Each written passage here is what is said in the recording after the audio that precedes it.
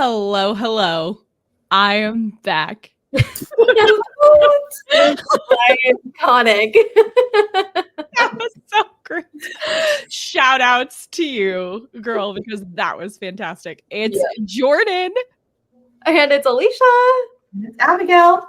Oh my gosh. I feel like I haven't talked to both of you in like forever, although obviously we've spoken to each other off podcast and even like seen each other. But it's so great to be back in this space. I missed you both. B is back, you guys. Back in the house. But before we can get into everything, though, I think we should definitely shout out Emily. As you guys see, is missing from this recording. We tried to work it out. We're all four of us. We're going to be on here for this last book of this series, but unfortunately, it did not work out. But Emily, we know that you're listening, and I just want to let you know that we appreciate you for helping us out, and we want you back. So we'll have to we have not heard the last of Books and Bottles by any means. I cannot wait to collaborate with Emily again. So we love you. We miss you, girl. Hope that you are doing well. But yes, how are you, ladies? It's so good to see you. Let's dive into highs and lows. Who wants to go first? Abby can go first. Okay.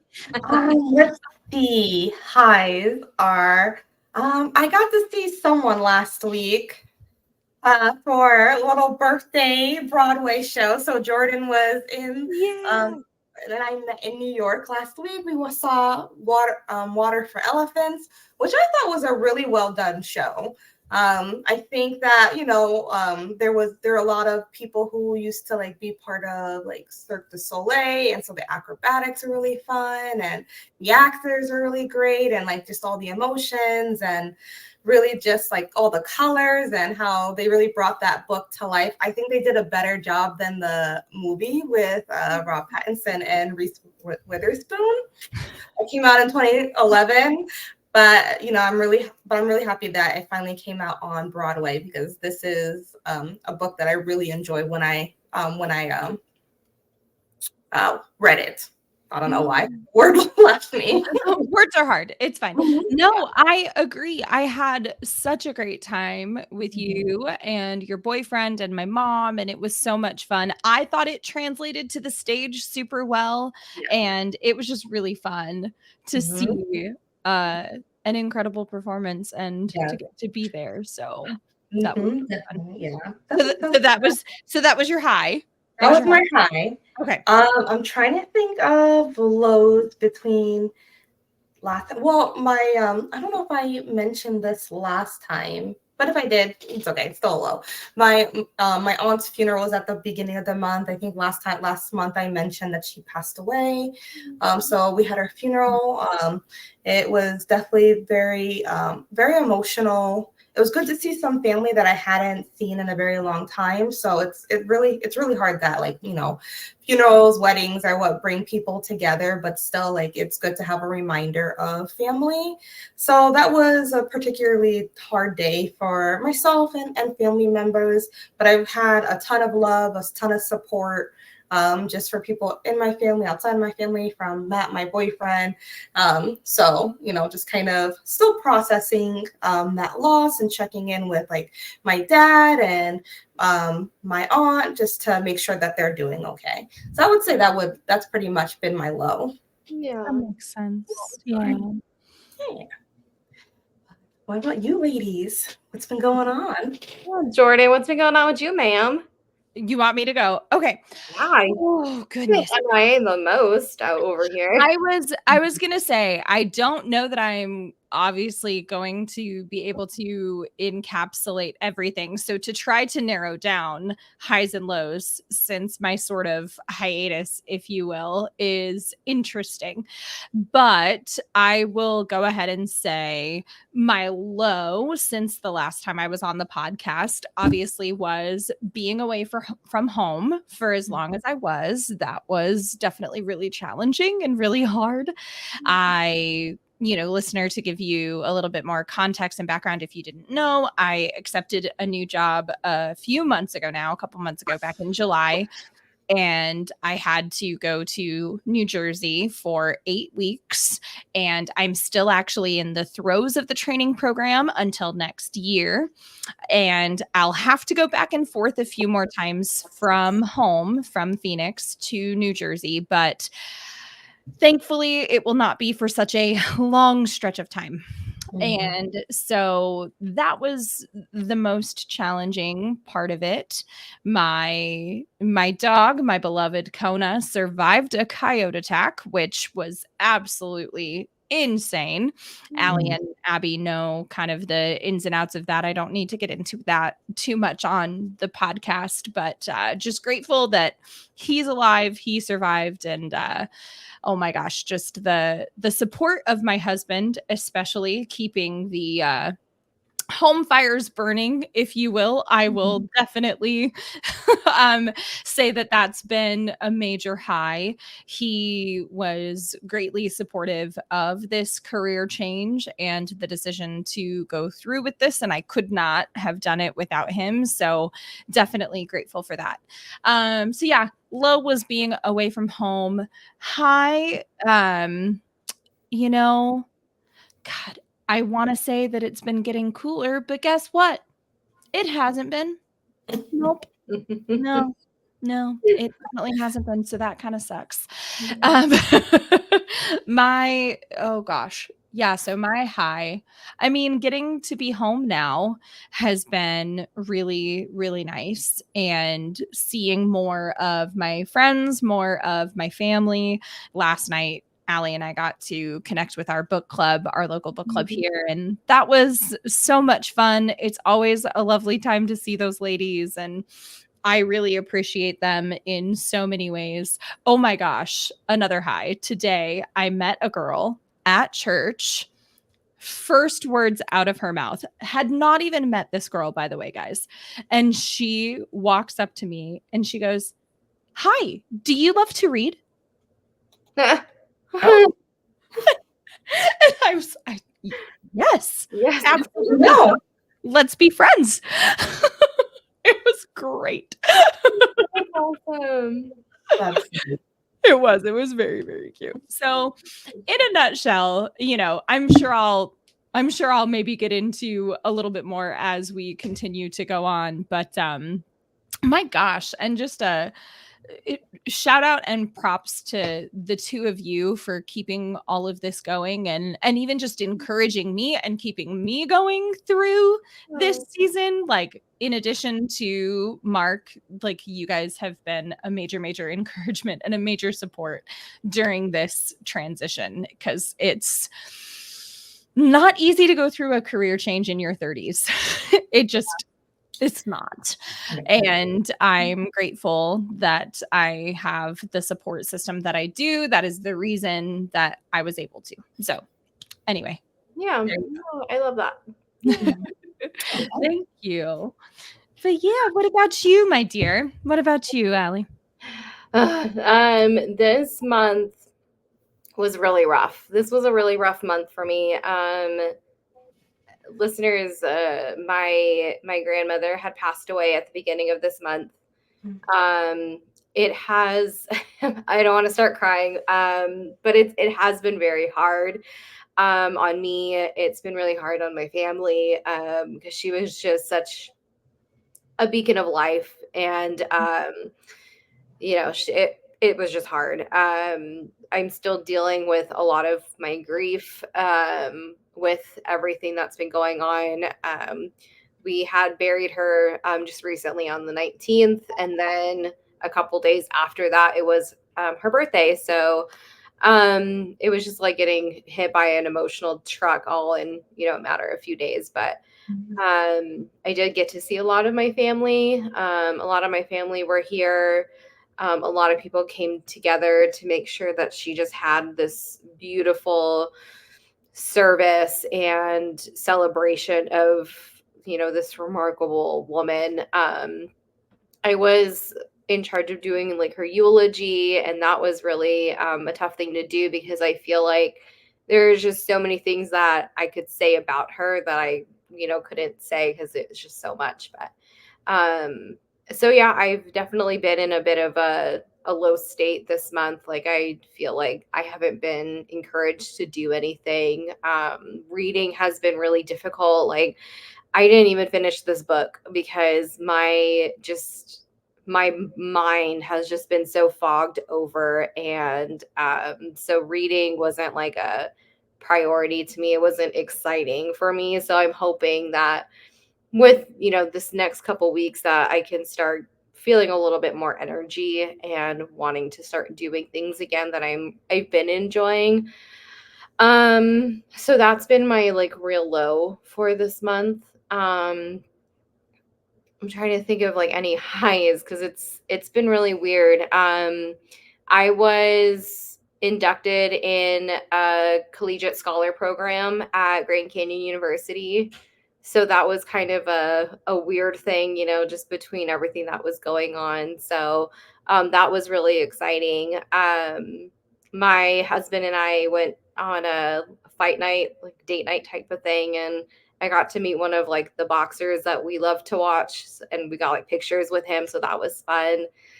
And yeah, so like with work, we are trying to transition over to picking a few people for a hybrid position where we would travel to like our financial advisors and everything.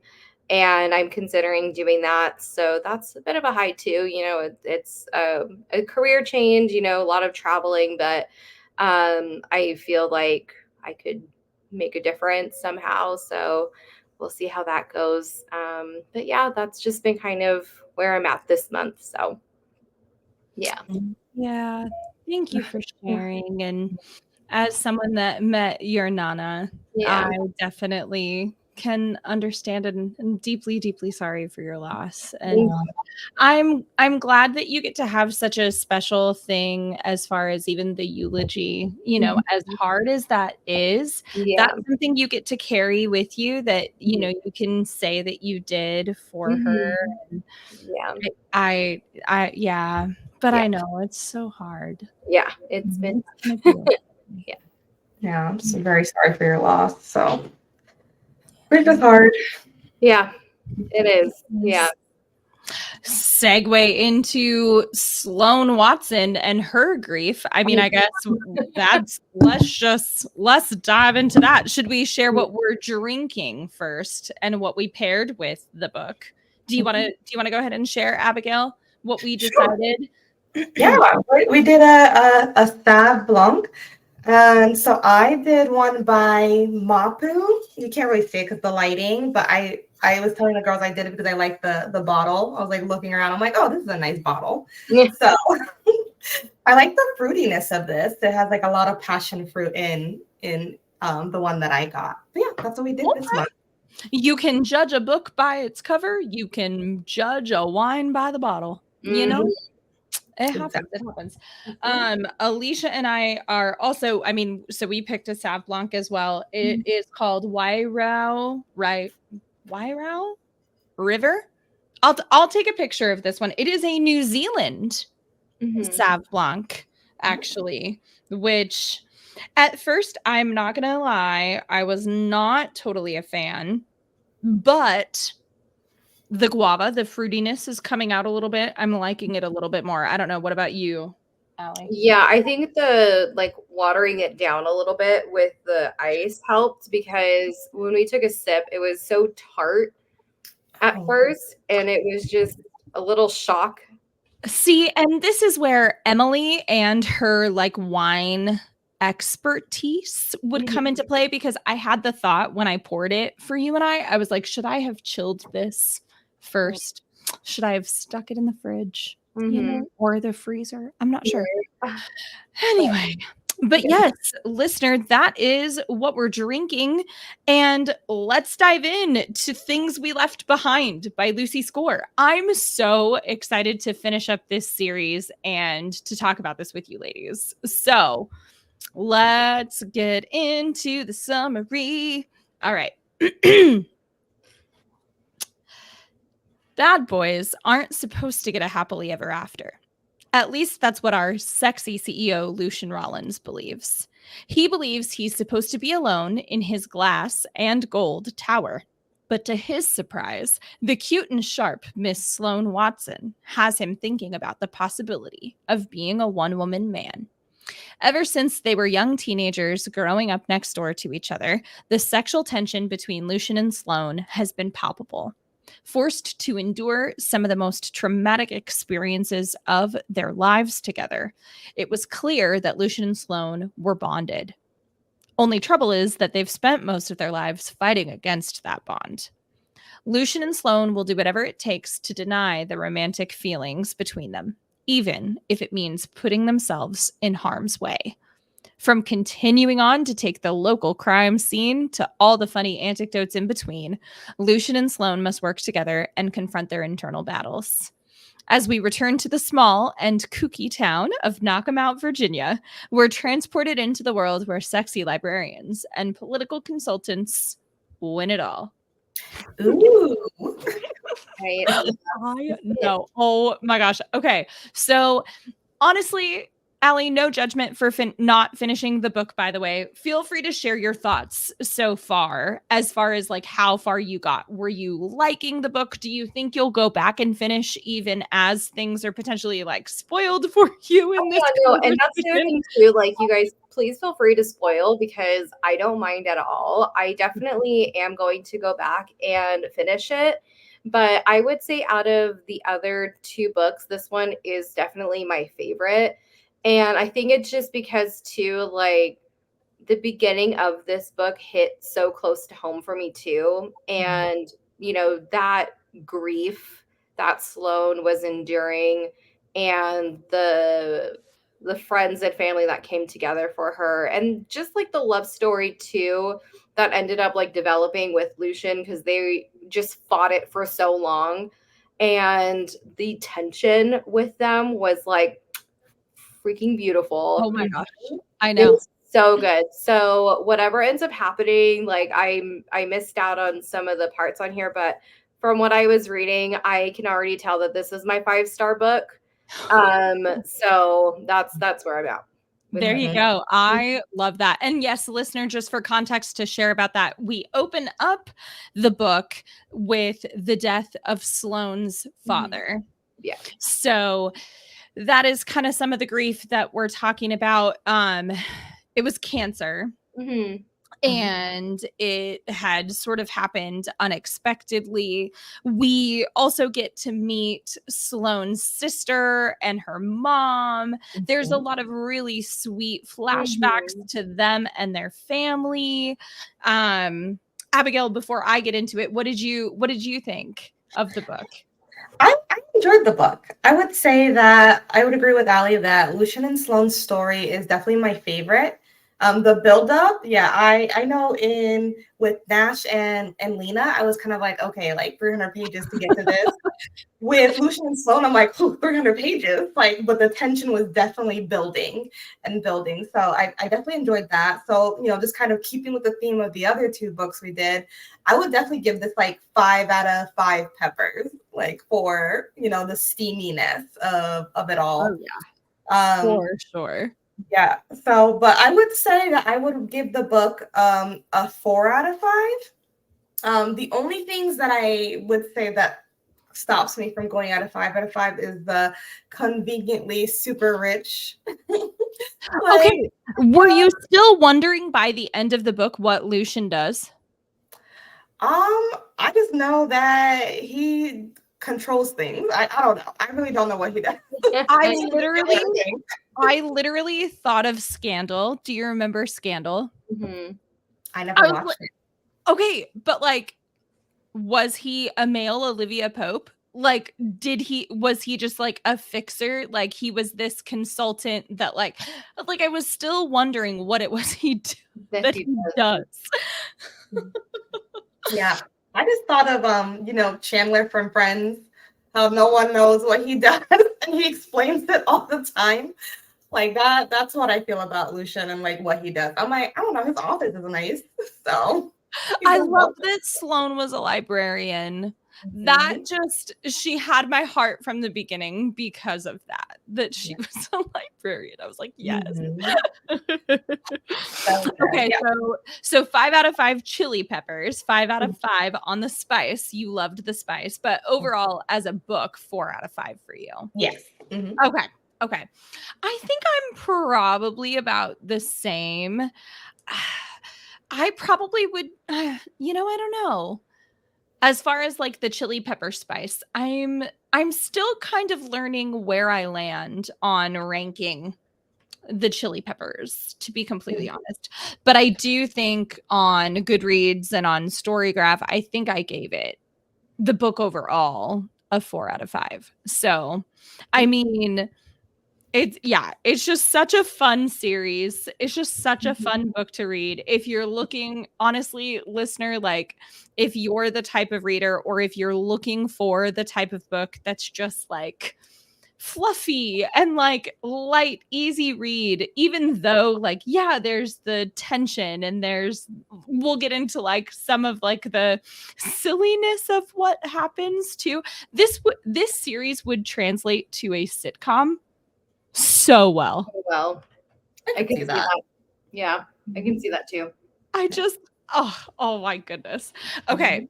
So I don't even know. Okay. So I mentioned we opened up with the death of Sloane's father. We talked for a moment about how Lucian and Sloane grew up next door to each other. And when we initially started the series, listener, so in the first book, Naomi and, oh my God, Knox. thank you. Naomi and Knox's story, we learn there's been some history, some things going on with Lucian and Sloane. They want nothing to do with each other. They have this history, they have this past. Ish went down. They just don't like each other, right? But it's hard because they used to be neighbors. They run in the same circles. Knockemout is a small town. There's all these kind of factors that continue to keep them together. One of them also being that Knox and Nash are Lucian's best friends. And then Naomi and Lena become Sloane's best friends. So how do you try to, kind of work all of that out or navigate through that, if you will, right? So this is sort of their story, if you will. And I liked the flashbacks. I liked the flashbacks and understanding a little bit more of their history to know, okay, here's what happened. So we find out after Sloane's dad died, he actually played a really big role in helping Lucian become the man that he is. And he was a really positive role model in Lucian's life, especially because Lucian was raised in a very abusive home, which I'm sure we're going to touch on. Should have given a trigger warning. I deeply apologize. I don't know how deep we're going to go into a lot of it. So hopefully, listener, take care, of course, if you need to. But yeah, that was certainly challenging. And Sloane and her family became a source of comfort and really kind of a safe space for Lucian growing up. And that was where they became best friends before it all just sort of went to hell in a handbasket. Yeah, definitely their friendship was when they were teenagers started off very unlikely because Lucian was like, I think he was like, I don't know what position he played on the football team, but he was on the football team. He was very popular.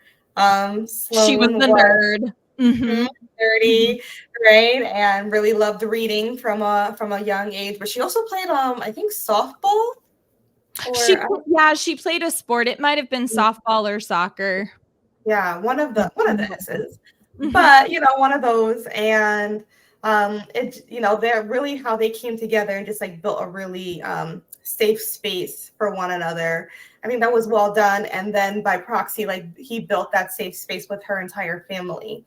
And so just kind of what you were talking about is that her family played a really important role in his development and the outcome for his life, because I think that because of what was going on at home, he didn't really see a future for himself. And it wasn't until like Sloane's parents really stepped in and supported him that he was able to pursue the future that he has now.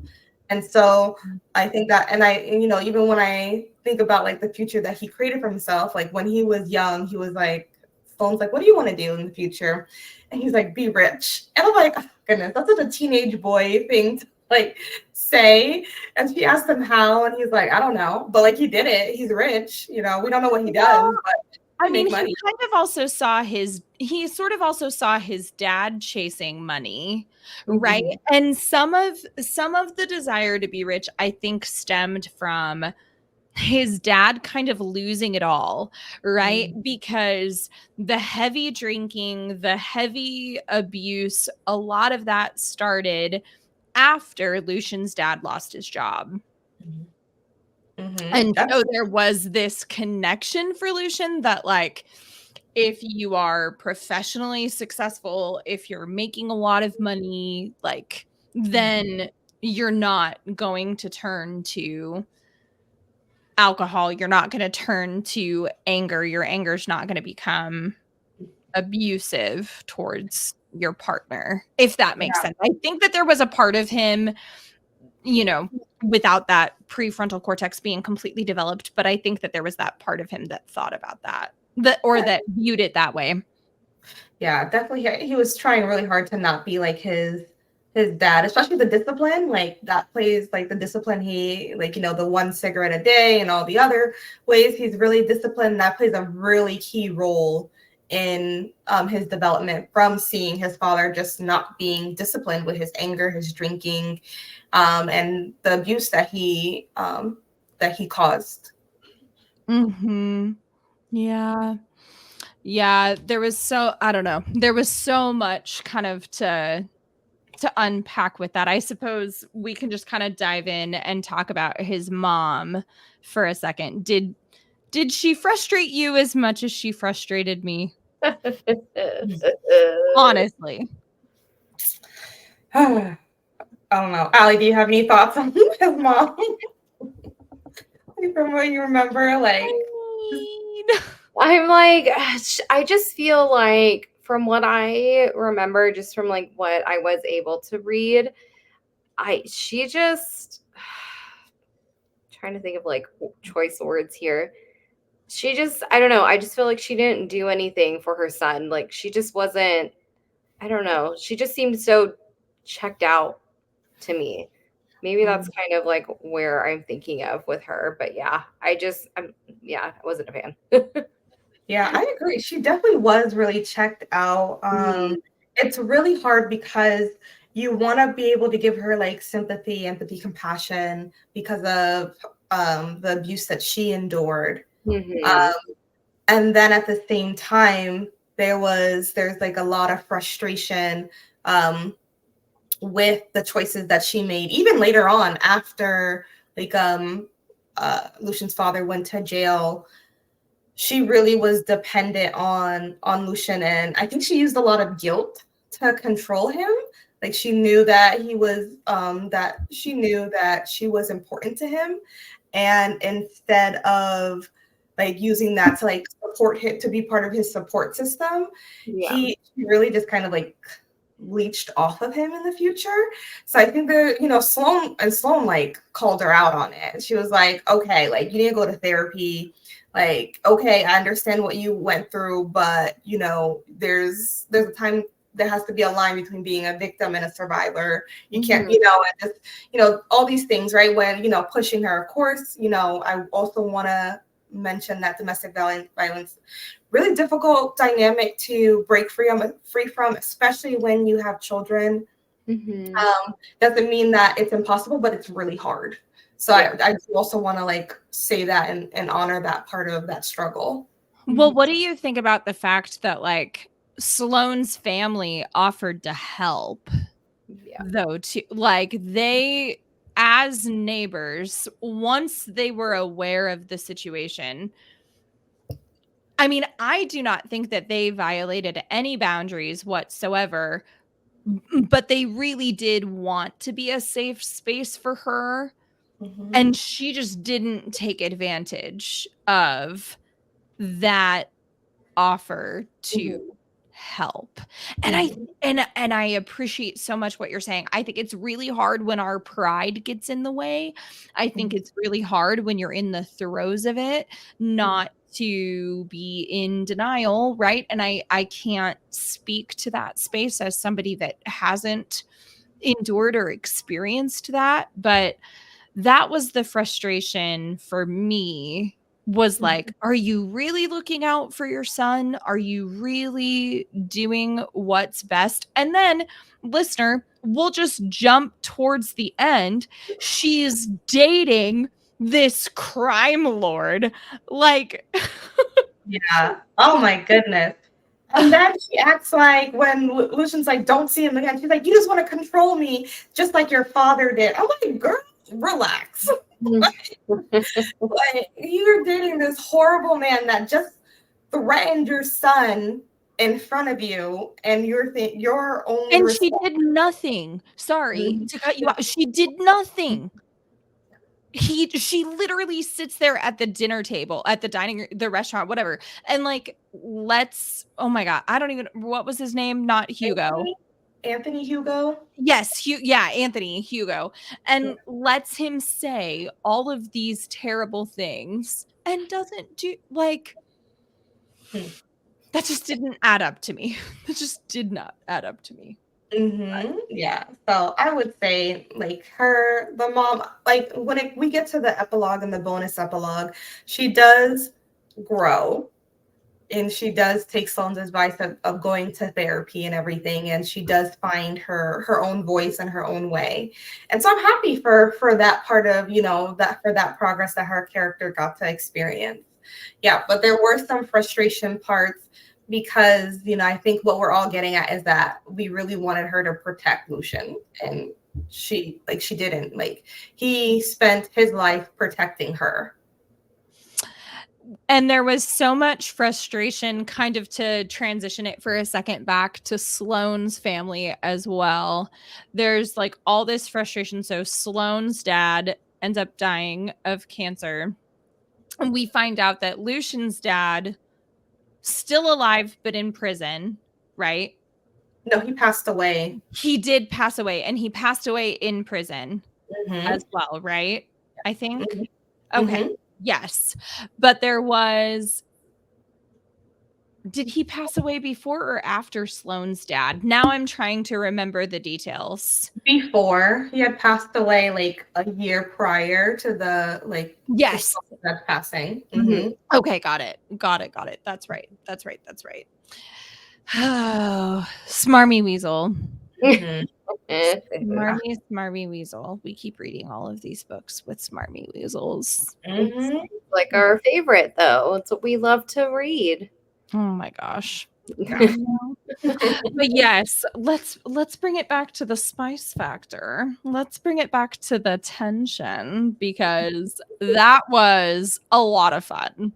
I appreciated the banter. I thought that they were really great. And just like I said in the plot summary, listener, like the sexual tension and all of that existed between Sloane and Lucian was so well depicted. I thought that it was so good. Yeah. I like how it was like building up so much between like the first book and then the second book, and then with this one, because like you said, it was just like that lead up to them finally like getting to where they are at by the end of the book.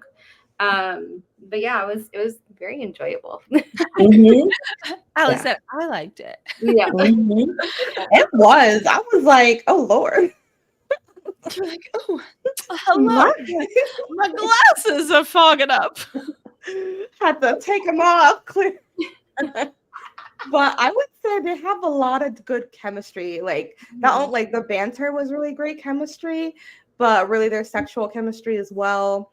And how they really, once they started, they couldn't stay away from each other. They were like, no, it's going to be a one-time thing. We're never going to see each other like again, like in this way. And we're just going to keep it casual. Can we talk about why do characters do this? I mean, I know that this is like for the plot, but why? Like, why? Oh yeah, okay. Okay. All right, just once. Okay. Okay. I was like, man, it's not gonna be once. You guys have like 20 something years of built up tension, like all this history, and yeah, let's just one time to get it out of our system, and then we'll be fine and free of our feelings. When has that ever worked? No. Like when? No, I don't think that's a thing. No. Some people experience it, like, but when it comes Do to you them, have firsthand testimony? Can you name no, I don't names? have Do you firsthand. have receipts? I'm a stage 5 clinger. No. Oh my god. Then I must be like stage 10. I don't know. Sorry. No. No, but The clingy of the clingy over here. no. No. Oh my lord. That's happened, but I think for them, yeah, it was for the plot. But I think it was just like kind of like when they finally like had that conversation, I was like, finally. Like I've been waiting 3 books. It's not even like just this one book. I've been waiting, like, Lucy Score did a great job of building, even just as they were background characters in the first 2 books. But the way she built the story was, yeah, she did a great job. So good. I didn't get to talk to you guys, obviously, with the first 2 books, but I will say, I think that was part of the frustration with Nash and Lena.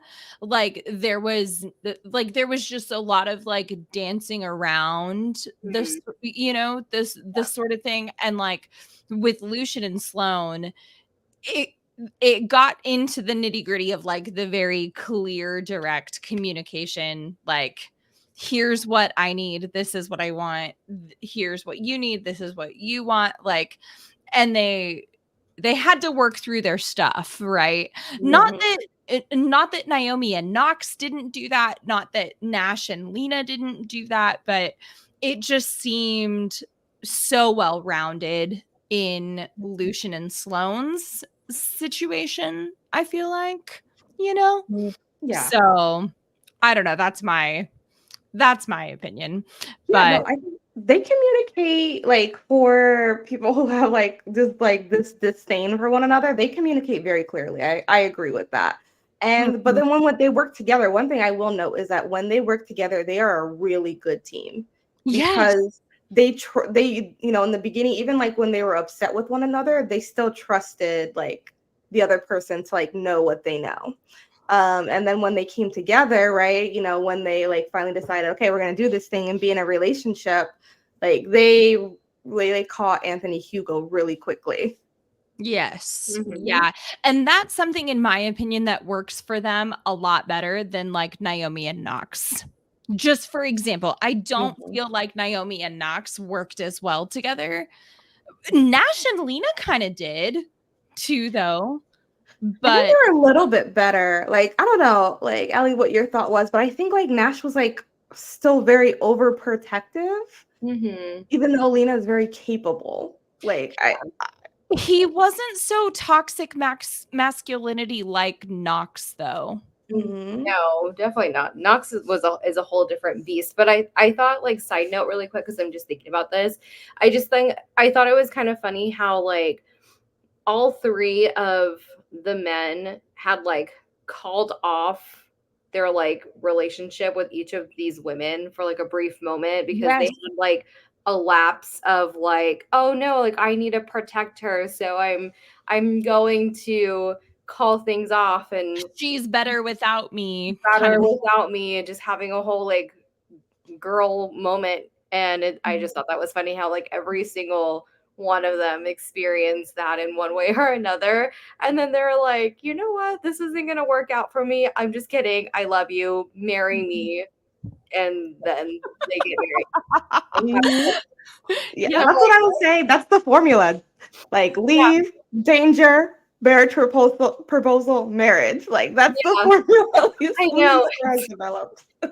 Secret is going on.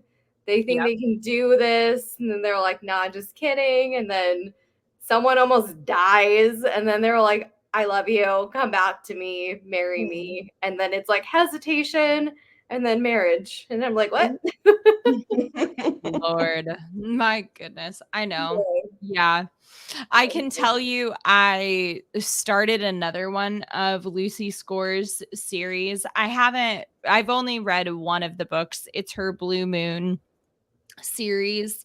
And I mean, it's pretty, I mean, yeah, when you talk about like a formula, I obviously, I mean, none of us here are authors, none of us here are writers, but like when you figure out what works for you, like by all means, then that's what works for you. So if it ain't broke, you know. oh, for real though. Yep. For real. But Sloane was a really great, strong female character, in my opinion, strong female lead. I loved, how, oh my gosh, just how much she cared about the town and like how much the town rallied around her when the library burned down, and like that was really crazy. And just I mean, she was definitely a girl after my own heart in a lot of ways. So and I really appreciate the friendship with Sloane, Lena, and Naomi too. Like especially in like the beginning of the book when Sloane's father passes, and like once everything was all said and done, everybody went home, and like her and Lucian were like, we're just gonna be home alone. And then here comes Knox and Nash bugging Lucian, and then the girls and Steph and Jeremiah are all over a Sloane, and they get into like that really funny snowball fight. yes. Oh my cute. Lord. That was so funny. That was so funny. Cute. But I mean, that's just kind of like what this whole book was about too, from what I had read. It's like just how much everyone just rallies together for one another in this town. And it was just really, it was beautiful. I loved it. I did. I liked that. I liked that a lot too. For sure. Good thing of like family that you're like born into, and then chosen family. Yes. Yep. Yes. Lucy Score is super good at the chosen family trope, the found family trope. Like even in the other series, like in the Blue Moon series, like that seems to, that definitely seems to be like one of those tropes, if you will, that I don't know. I mean, I know it's been around obviously for a long time, but it is done very, very well in this series for sure. Yes. Well, I mean, I know that we haven't gotten into like specific details. Is there anything that we feel like we missed, Abigail? Something that you want to touch on? Maybe thoughts, background, feelings. I will say the only another reason I gave this book a 4 out of 5. I didn't like that Lucian was forcing, it felt like Lucian was forcing Sloane to be ready to commit at the end. Okay. That was, I'll say that's part of the formula that I don't really I was reading the summary about that's funny you bring that, because I was kind of reading like a bit of a summary here, because I haven't gotten to like certain parts of this, but it says like he just like moved into her house. Is that literally what? So basically, after like the whole thing goes down with Anthony Hugo, he pretty much she comes back from, I can't remember, the hospital, the police station, whatever it is, and Lucian is literally like moving in to her house. And decorators coming, organizers coming. He has his desk. He holds meetings there. Oh my gosh. Okay. He's like, I'll come back and forth from Knockemout to DC for work. Like, we're gonna figure this out. Well, okay, but in his defense too, I think part of the reason that he took that leap and that he took that jump is because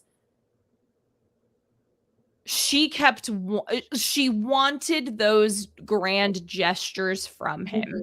She wanted to know where he stood with her, where they stood. Now, I'll give it to you though. Was it kind of a little bit forcing her hand? I can sort of see that. I understand what you're talking about. Mm-hmm. Yeah. Because I was just like, okay, that's sweet. You don't want her to be alone because of the fire, and you want to protect her, and you want to make sure she's safe because you realize that you were being an idiot before and you shouldn't have broken things off. But I'm like, man, at least ask. Yeah, that's a big thing in the world of Abigail Charles is just we need consent. and consent. Yeah, That absolutely. will be great. Thanks, guys. Yeah, but that was like my only other thought, really, because I was like, I don't like that, but you're cute. But you Stop. I mean, is that how you ended up living with Matt? I'm just kidding. I was like, oh, you're cute. Come stay. Thank you. It's fine. I do remember when my husband and I, because I mean, we didn't live together before we got married, but I remember like just the process of him moving in and whatnot too, and like how that like, oh, so you're putting things in the shed, in the storage closet. I don't get a dresser to myself right now. We're sharing this dresser, or like, you know what I mean? So I can, yeah. I get that. I lived alone. I was alone for 2 months before he came, and I was like, when he started moving his things in Matt started moving his things in at the end of the second month, and I was like, that can't go there. You're like, definitely not. Definitely not.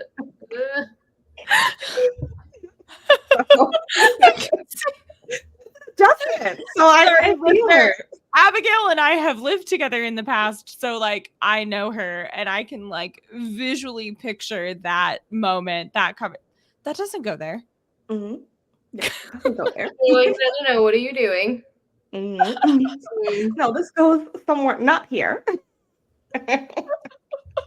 Oh, so I think that's, now that I'm like thinking about it, that's probably why I was like, oh, he should have asked, because it's really hard to like when someone comes into your space, and so like that consent is important, and he really just took over though.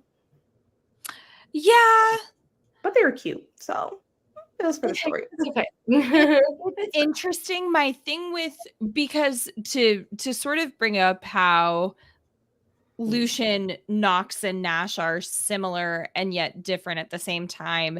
It's interesting because I feel like Lucian does it in such a considerate and gentle way, though. And what I mean by that, I suppose, is like, though he didn't ask as far as moving in is concerned, when push comes to shove, ultimately at the end of the day, if she had put her foot down and had said, no, this isn't what I want, like, then I do believe he would have respectfully backed away. I agree with that. Versus Knox and Nash, they just keep trying. I don't know. Maybe I'm getting that wrong. No, I agree. I understand what you're saying. Yeah. And that's just a characteristic. That's just a personality thing, perhaps, that I'm picking up on. I don't know. Yeah, no, I think that what you're kind of hinting at is that Lucian and Sloane have a little bit more trust. Yes, thank you. That's exactly what I was trying to say. There's a stronger foundation built there, and a level of trust and security that if there was a violation of those boundaries, they could have communication about it and work through that. Yes. If that makes sense. Yeah, that makes sense. And maybe Nash and Lena could too. Maybe Knox and Naomi could as well in their own way, but I don't know. I just think it feels, yeah, it's like different with Lucian and Sloane. I loved them. Were you sad when it was over, Abigail? Yeah, I was so sad. I was like, "Aw," like, just kind of thinking about the series as a whole. Giving the three books and everything. I did get an emotional attachment to the series, and so I was really sad. I was like, "Oh wow, like that was the last page. That's it. Okay, well, on Would to the you next." would you read more of Lucy's score? I would. Right. This is my first like spicy book and spicy book series. So I was like, okay, like I didn't know how I feel about it. I know before, before we started the series, you were saying like you weren't sure how Allie and I were gonna feel about it. But I speaking for myself, I really enjoyed it. It was a nice, easy read. And I really enjoyed like each of the characters and watching them grow. So I would read more from her. I'm so glad. Yeah, no, listener, for just some background, like I hesitated bringing this series to the podcast because I wasn't really sure how it would be received.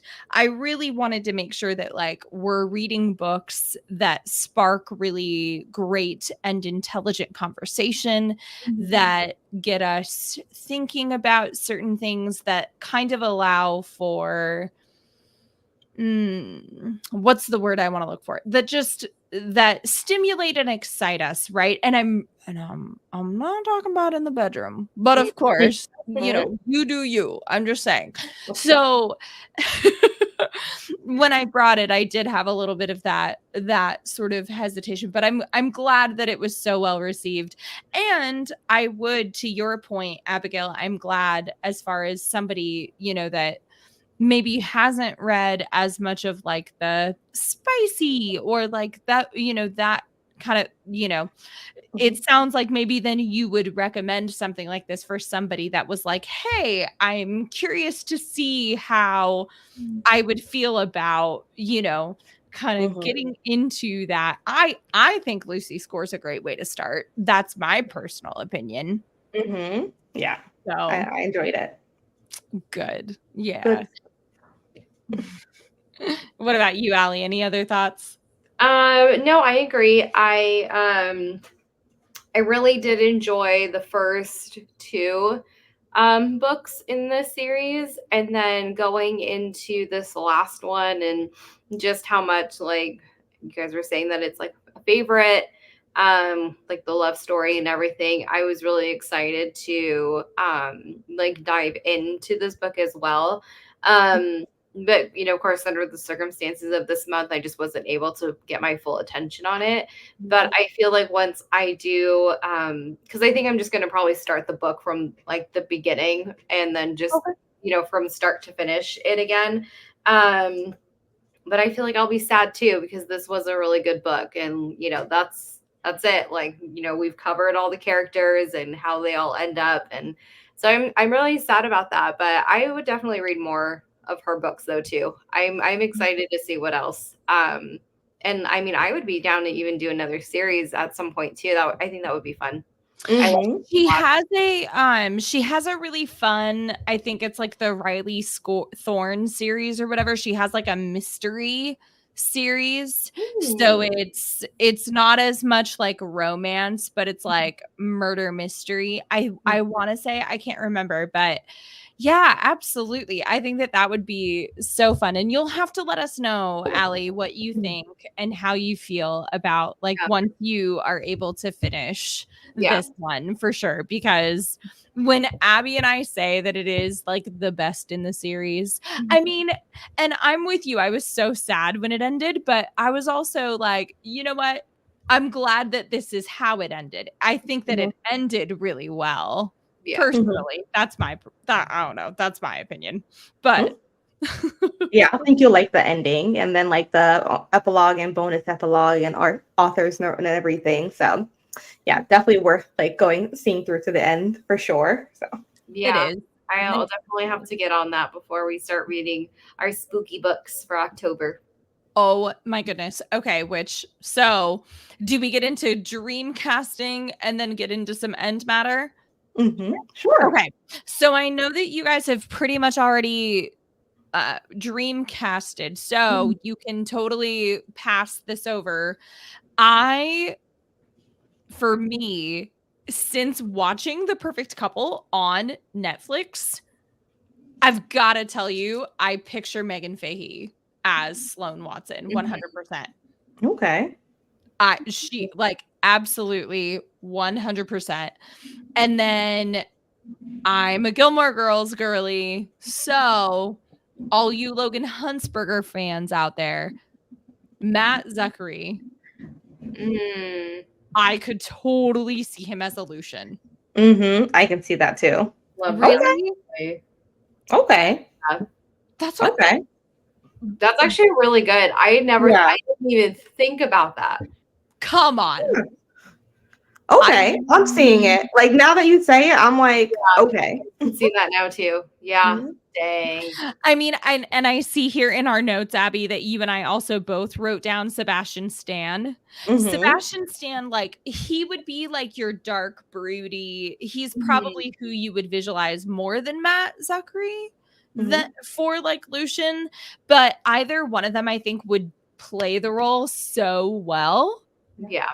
And I don't know, there's something so like, I'm also just thinking about like teenage Lucian and like how he grows up and evolves and whatnot. And like Matt Zuckery just has that like rootedness, like that just foundation, like that. I feel like he could bring that broodiness to the table. I don't know. Anyway. Okay. I see it. I love that. I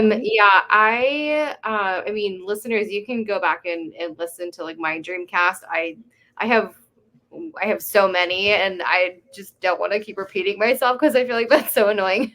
But no, the only one that I have to just add for my Dreamcast is Sloane. And I don't know why, but for some reason with her, I thought of Brittany Snow as a Sloane. Yeah, I think she kind of has a good quirkiness. So that's why I chose her for my. She's got librarian vibes. She does. For sure. Yeah. So that's my one Dreamcast. Like I said, you guys can go back and listen to the other one. Yeah. Same for mine. The second one's like my final list. Yeah. That's it. There you go. There you go. Yeah. So no changes for you then, Abby, is what you're saying? I'll still stick with for Lucian, Tom Hardy, and then for Sloane, I did Olivia Cook. So those there two. You go. Yep. There you go. There you go. Okay. Love okay. It. I'm just now seeing you have Richard Madden as Dreamcasted for Nash. Girl. Right? Okay, that's excellent.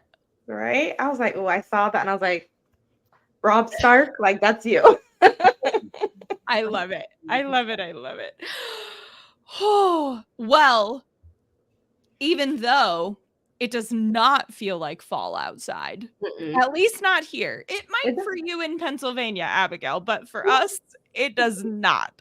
It's so hot. We are super excited to dive in to spooky season, as Allie said, and our October book for the podcast is going to be God of the Woods by Liz Moore. I am so excited for this book. It's gotten a lot of buzz. It's been one that's high up there. So I think it will be a really great book to bring to the podcast for some conversation and discussion. So yeah, great. I'm excited. October will be God of the Woods by Liz Moore. Yeah. Other than that, listener, my goodness, again, it's just so good to be back. I'm super, super grateful for this podcast, for this platform, just to be able to hang out with you ladies and to read really fun and sometimes spicy books. And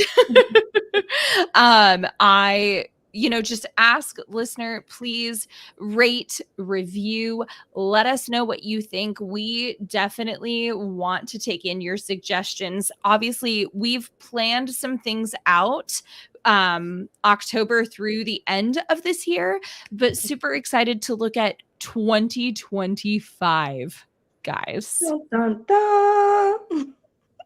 And just to start getting some brainstorming ideas, getting the ball rolling for that as well. So let us know what you think. Let us know how you feel. Definitely pick up this series and read Lucy Score if you have the space and have the time in your TBR. That would be my suggestion and my advice. Do either of you have anything before we sign off that you want to share? No. I think I'm good. Okay. Well, it's just so good to be back with you ladies. I'm so grateful for you both and cannot wait for the rest of this season. And again, cannot wait for God of the Woods next month. I know. I'm very excited. Like you said, it's still hot here in good old Arizona, but you know, we're thriving and surviving. Hashtag doing what we do. Just doing what we do. All right. Well, until next time, readers, stay reading. Stay classy. And as always, stay drinking. Cheers, ladies. Cheers. Bye.